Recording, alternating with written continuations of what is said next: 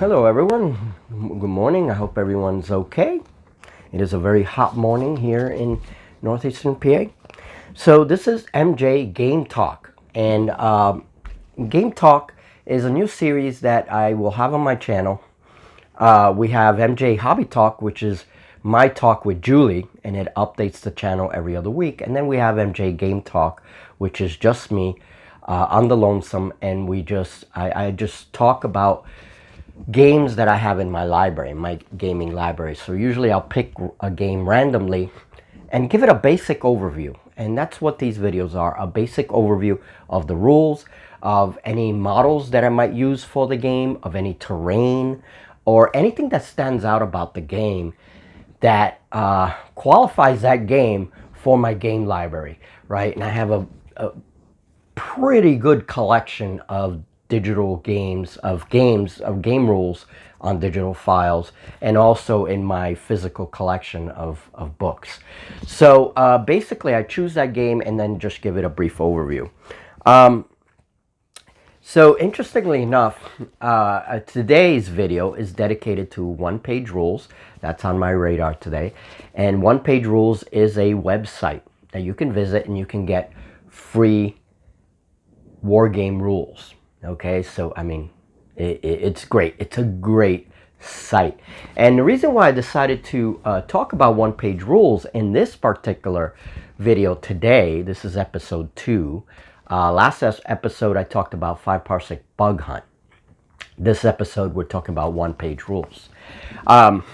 Is that a subscriber had pointed out in the last, I believe it was MJ Hobby Talk with Julie, that person pointed out, you know, it would be nice to see you guys play FTL, which is the Starship rules in one-page rules, or AOF, Age of Fantasy, which is their sort of fantasy skirmish and rule set. Well, there's 3 different versions of AOF. We'll talk about AOF in just a second. And when this person mentioned that in the comments, I thought, you know, one-page rules, yeah, I know I have those games. And I checked my game library, and sure enough, I had downloaded a couple of those rules some time ago. And then I went back in when I was doing research for this video and just downloaded a bunch of stuff from their site now. So I'm looking at all the different rules they have now, and oh, it's a great site. So MJ Game Talk, generally what I will be talking about are indie games. Generally, there might be a couple of mainstream games like Titanicus or something that I might talk about in the future, but mostly indie games, mostly games that you can either acquire for free or purchase through War Games Vault or one of these, you know, Modifius or whatever. And generally games that are miniature agnostic. That's very important because these are the games I'm tending to favor these days, miniature agnostic games. These are games without miniature lines that you use whatever you want. Basically, you want to use paper models? Use paper models. Doesn't matter. Basically, it's just the rule set and you're playing with that rule set with whatever you have. All right. So, getting on to one-page rules. These games are designed to be fun, to be fast, to be quick. One of the very important things is that on the website, you're going to find 8 different games. Fantasy, science fiction are the major themes. If you prefer fantasy, something that plays similar to Warhammer Fantasy or one of these fantasy games like that, AOF, Age of Fantasy, that's the series. AOF has 3 different versions. So you have Age of Fantasy, which you play with about 40 to 50 models per side. Then you have Age of Fantasy Skirmish, which is a lighter version, and usually you play between 5 to 10 models, or as the little rules page tells you, about 250 points, right? 5 to 10 models. Skirmish is a great way to start because you don't have, you know, large armies to deal with. You're just playing very small model counts between you and your opponent in order to learn the game system.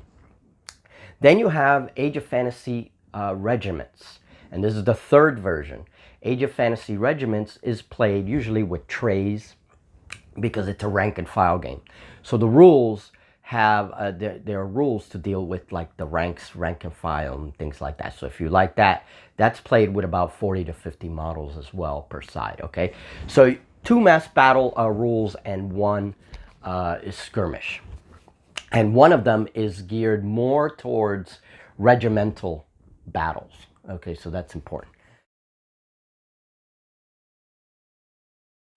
Grimdark, which is inspired by Warhammer 40K, and there's 2 versions of Grimdark. I believe one of them is more of a skirmish, and then the other one is more of a mass battle. And this one, if you have old 40K models and you don't know, you haven't sold them like me, I have a few 40K models, don't know what to do with them or whatever, or you use them in other games, whatever it is, Grimdark is a perfect opportunity to use those 40K models. Now, to play Grimdark, I usually use whatever 40K models I have, and then I throw in a bunch of other stuff from the other manufacturers. So Necromunda, I have a few Necromunda. There's some of the stuff from Mantic. I just throw it all in and make our armies. So the armies look pretty interesting because there's like different manufacturers. But whatever, you do as you see fit. That's how you play the game. So Grimdark is another one there, and that's of great interest to me because I started this hobby playing 40K 2nd edition into 3rd edition, right? And I played all through 3rd edition. So Grimdark is a nice, easy, lightweight rule set. Okay. So you download your rules, and then once you download your rules, you choose between the basic rule book or the 1-page rule summary. I usually recommend that people download the basic rule book. It's about anywhere from 17 to 25 pages, depending on the game. And it's explained better. It has nice pictures. You can see, different situations and things like that. So I recommend that people do that. Next, you're going to need an army list, and each of these games has a very large army list to choose from. So you go into the battle book section. Every faction has its own little booklet, and that gives you all the stats, all the weapon stats, the unit stats, everything you need is in those lists. So you choose an army that interests you, and you download the army book for that particular army. So so you have your core rules and then the army book, and then that gives you all the stats and everything you need. So very simple. It's all free. Now, if you want a game that's more complete, for example, they include fog of war rules, critical hits, all that stuff. Then if you want to support their Patreon, obviously you would get all those perks, new games, everything else. And it's a good idea to support some of these Patreons, if you really like their work. So that is something I wanted to mention. Age of Fantasy, this one has 3 different versions. Age of Fantasy, the first one is about 40 to 50 models, and it's more of a mass battle game. And then you have Age of Fantasy Skirmish, which is anywhere between 5 to 10 models, or 250 points, as the 1-page rules suggest. And then Age of Fantasy Regiment is also 40 to 50 models, and it's geared more towards rank and file combat. So you might want to have your figures on trays, movement trays, okay? So that's interesting, the way they separated the different versions for different styles of play. They are designed, all of these rules in general, for 28mm scale.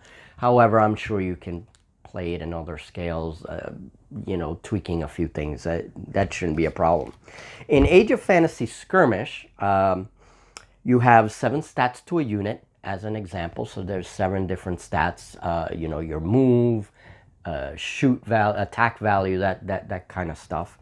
And then they are D6 systems for the most part.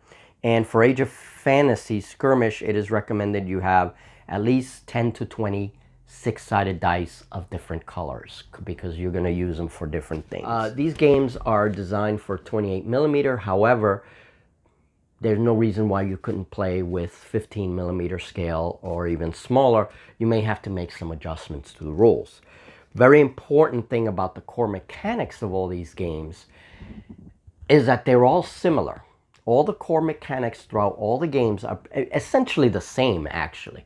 What changes are the periphery rules or the rules that then help to make each game, helps make the game feel like the theme that it's portraying. So in other words, Age of Fantasy, the three Age of Fantasy types that you have on the website, Age of Fantasy Skirmish, and Regiment, they all have the same core mechanics, right? But each of them have different rules to, for example, deal with regimental combat or deal with, mass combat as opposed to skirmish combat, right? So there you have slightly different rules that make you feel like you're playing, okay, this is a mass battle game, this is a skirmish game, etc., right? Same thing with Grim Dark. It's the same core mechanic, but it's themed towards a futuristic setting like 40K. So of course it's going to have different rules so that, when you're playing that theme, it represents that futuristic, gritty, dark theme that it portrays, okay? So I just wanted to say that for one of the most important rules that stands out, one of the most important thing about the core rules in all the games is that you usually get 4 different choices. This isn't only in the basic rules. If you get the Patreon, you will have more choices of actions for every unit. In Age of Fantasy, you get a hold choice for a unit, so that unit can hold in place.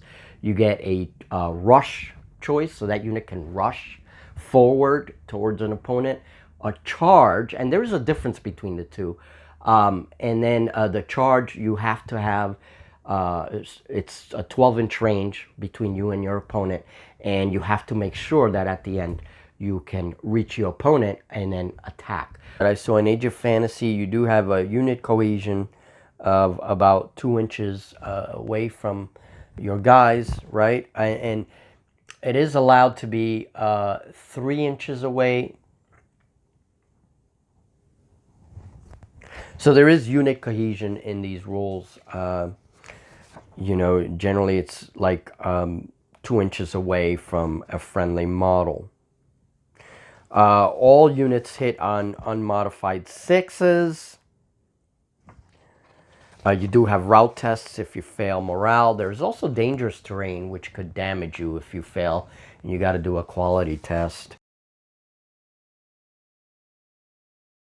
Roll. Basically, you're going to roll to hit, then you're going to see if your opponent defended that hit, and those hits that go through, your opponent is going to roll a defensive roll to see if damage is done. The game mechanic is based around quality tests that players do. It is opposing rolls whenever you do an attack, right? The combat system is designed as opposing rolls between opponents. So one opponent targets a unit, rolls an attack roll. The target opponent then rolls a defense roll, right? So you have stats for those different things. And then depending what those rolls say will determine how much damage, how many hits the opponent takes, and whether or not it survives. So it is an opposing roll system. The quality stat, which is a part of each unit, is needed for attacks and for morale. So there is a basic morale system in all of these games, and it's based on quality checks. Okay. Players usually complete for some kind of objective, at least in Age of Fantasy Skirmish, which is the one that I've been looking at more for as research for this video. Players have D3 plus 1 objectives. If you don't know what D3 is, you just take a 6-sided dice, roll it, half the result and round up, and that's your result. And that's how many objectives you place, and then you fight for these objectives. So it's cool. You know, you do have scenarios for the games. Generally, I think in the Patreon is where they have more scenario perks. You know, as a perk, that's what you get in the book. So you get more scenarios, and you can kind of play that way. So games are played in rounds. It is an alternating activation system for all the rules that I have glimpsed so far, okay, in comparison with Age of Fantasy Skirmish. So units also have an interesting 4 actions. So you have 4 actions, 4 choices of actions that you choose from when you are moving a unit, or activating a unit, rather. That's the best word. So these 4 actions will change according to the game that you're playing, but it's all the same core mechanic. You're still, you know, so for example, in Age of Fantasy Skirmish, you have hold, you have rush, you have charge, and then you have advance, right? Those are the 4 actions. And they each give you a different movement in inches that you can move, and whether or not you can shoot when you choose that action for the unit. So if you're charged, you got to be 12. It has to be within 12 inches range from your opponent, and when you choose that option, you have the intention of attacking in the end. So if you're charging, you got to attack in the end. You know, and rush is more of a very quick movement to close the distance between your opponent, right? And then you have advance, which is the more like your regular move stat, basically. And hold, in which the unit can just stop and then shoot if it has a ranged weapon, right? So same thing happens with all the other games. There is something called area strikes in Age of Fantasy that also struck me, and that's a model. You can strike an opponent up to 3 inches away, and it's a circle, 3 inches all around. So any opponent that's in that circle, you can strike at them. However, your opponent decides who's going to get hit, you know, by that strike, and this also depends on whether or not your unit has the necessary attacks to split between the different units in that sphere, in that area. So I thought that was an interesting rule. This is moving a little bit away from Age of Fantasy. It is the same system, opposed rolls. So basically you roll versus, if you're attacking, one player rolls versus the opponent's player evasion stat. So for the starships, every starship's going to have an evasion stat, and also an attack stat. So you're rolling your attack stat, your opponent then rolls their evasion, and the target rolls versus toughness modified by a weapon strength to determine damage. You know, so you're rolling to hit, and then you're rolling to determine damage. Basically, that's all it is. And unit activation is the same as in Age of Fantasy or any of the others. There are 4 phases per round, and you get 4 actions for every unit. So interesting, in FTL, phases, turn phases, right, or round phases, because that's what they describe it as, goes by class of ships. So your small ships move first, then your medium ships, then your heavy ships or capital ships, right? So every phase, that's what you do. It is also alternating activation. So as soon as you move one unit, your opponent moves one unit, then you move your next unit, your opponent moves the next unit. So you're not waiting for your opponent to move all of their units. You're going unit by unit. And that's a mechanic that Julie seems to favor. And I favor it too, because you're not just waiting there and responding. You're doing alternating kind of activations. It gives a sense of quickness, and just, it's a bit more interesting, I think, you know. So there are terrain rules for all these games, and They're not very complex rules, but basically they determine cover and roughness and that. So you do get terrain rules. The combat rules that I've looked at generally have a 4-step sequence, and 4 seems to be the magic number between all of these one-page rule games. And again, these are all indie games. So if you want to support the work that these people did or are doing, you know, Patreon is the best way. So, all right, folks. Well, I think I'm sorry if this dragged on. I hope that it's been of interest and of use to you guys. You will see battle reports in one-page rules, and I'm going to probably do the Starship one first, but we're going to move through all the different games and just try them out, right? So in the future, if you're interested, come check it out. I definitely want to support this kind of game. So, all right, folks, have a great one. We'll talk in the next episode of MJ Game Talk, and we're probably going to dedicate that one to Rain in Hell as soon as we play it. So, have a great one. We'll talk very soon.